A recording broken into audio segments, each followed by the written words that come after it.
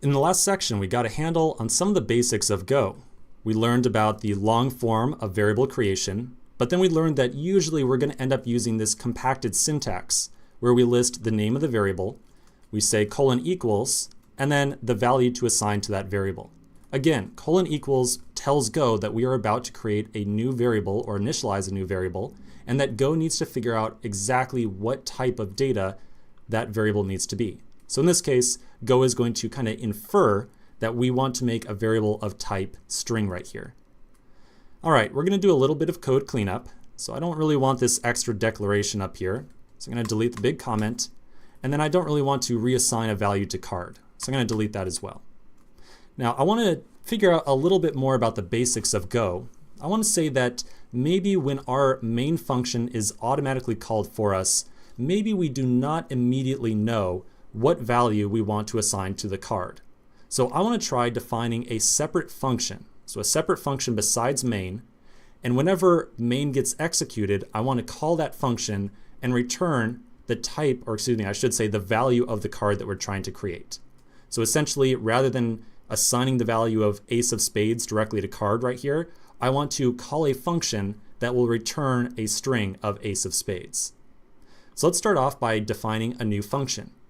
Defining new functions inside of Go is going to take the exact same syntax as what we used for the func main function right here. So I'm going to say func new card, and then define the function body with a set of curly braces. Now inside of here, we're going to use some very basic syntax to create a new string or new value of string, and then return it from the function. Now the syntax to do that with Go is going to look really familiar to you no matter what programming language you're coming from. So whenever new card is called or whenever it gets invoked, we are going to immediately return a string.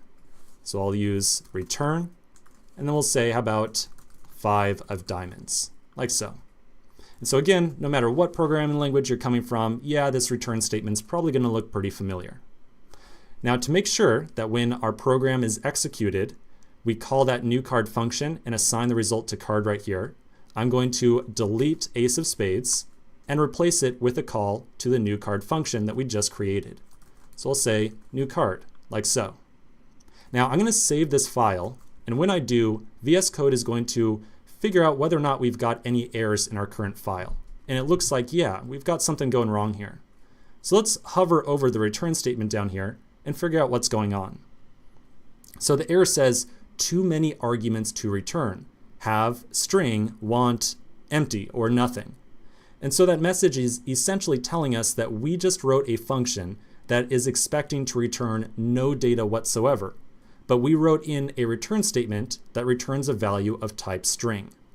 So we need to update our function declaration right here to inform the Go compiler that whenever the new card function is executed, it's going to return a value of type string. To do so, immediately after our parentheses right here, we're going to put a space and then write in the word string. I'm then going to save the file, and when I do, I should see that error message go away. So let's talk about exactly what we just did. The error that we saw said that the function that we wrote out here was attempting to return a value of type string when we had said that nothing would be returned. In order to tell Go a little bit more about the function we just made, it requires us to always be very explicit and tell it exactly what data type we are going to return from any given function. So by closing off the parentheses right here and then writing out the word string immediately after, that tells the Go compiler that whenever new card is called or whenever it gets invoked, it is going to return a value of type string.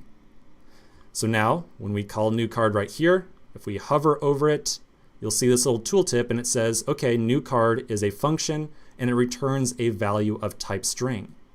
And so Go is still able to infer, it's still able to figure out with this little colon equals operator right here, that the value, or I should say the variable, the variable card is going to be of type string, because Go knows that calling new card is always going to return a variable of type string. And so if we hover over card, you'll see that it's still labeled as being card, which is of type string. So essentially, you can kind of very quickly start to see the pattern here. where at some point in time, Go is always going to expect us to label the type of data that is being exchanged around our different functions inside of our program. Now, just one last time to really hammer it home, because we're going to see this syntax many times throughout this course, I want to break down the syntax of that function. So we declared a new function by using the func keyword. The function has a name of new card, and then we informed Go that whenever this function gets executed, it will return a value of type string by writing out the word string right here. Now remember, Go has many different basic types associated with it. So in this case, we said this function is going to return a string, but we could have just as easily said that it's going to return a value of type, say, int, or float64, or boolean. So maybe really quickly, let's try replacing that type string with type int instead. So back at func new card right here, I'm going to find type string. I'm going to say, hey, you know what? Now this thing is going to return a value of type int, or integer instead. Now if I save the file, again, we're going to see this error message pop up. And if we hover over it, it says, hey, you're trying to use the value of 5 of diamonds, which is a string, as an integer as a return. So something to very quickly learn with Go here is that the error messages that you get are usually very helpful in helping you figure out what's going wrong. And so don't kind of look at the error message and say, oh, something's wrong, I need to go Google this. Read the error message and try to figure out what it's really telling us. This is saying that we are trying to use a value of 5 of diamonds as type int.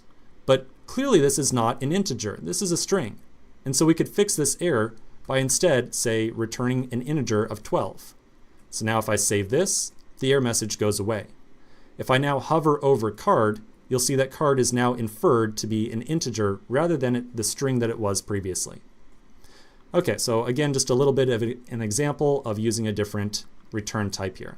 Now, of course, we really do want to be working with strings because all of our cards are essentially going to be strings. So I'm going to undo that little code change like so, and I'll save the file. Okay, so we now got another piece of basic syntax under our belt. We figured out how to declare separate functions and how to assign return types to them. So let's take a break, continue in the next section, and there's one little last topic that I want to discuss before we really dive into implementing our cards project. So quick break, and I'll see you in just a minute.